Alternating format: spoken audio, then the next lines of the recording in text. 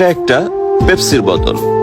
আমি আমার বাসার পেছনের দোকান থেকে কিনেছি। এটা ওখান থেকে অনলি 40 টাকা নিয়েছে। এটা যদি আমি কোনো সাধারণ বাসের ভিতর থেকে কিনতাম তাহলে হয়তো বা 45 টাকা দাম নিত, 5 টাকা বেশি নিত। এটা যদি আমি কোনো লঞ্চ ঘাট, ফেরিঘাট এই ধরনের জায়গা থেকে নিতাম তাহলে নিত 50 টাকা। আচ্ছা, এটা যদি আমি কোনো 5 স্টার হোটেল থেকে নিতাম দাম নিত 200 টাকা।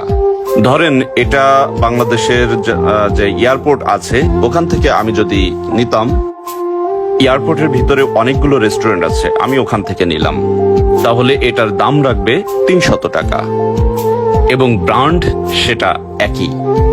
পরিবর্তন শুধু স্থানের। ভিন্ন ভিন্ন জায়গায় এই একই জিনিসের দাম ভিন্ন ভিন্ন। এটা তো বুঝতে পারছেন। নিজেকে যদি কখনো মূল্যহীন মনে হয় তবে একই স্থানে না থেকে জায়গা পরিবর্তন করে দেখুন। সাহস জোগাড় করে নিজের গণ্ডি পরিবর্তন করুন।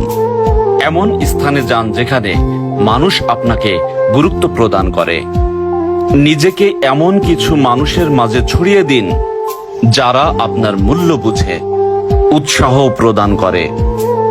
নিজেকে এমন প্ল্যাটফর্মে নিয়ে যান যেখানে আপনার মূল্যটা হয়ে যাবে স্বপ্নের সমান।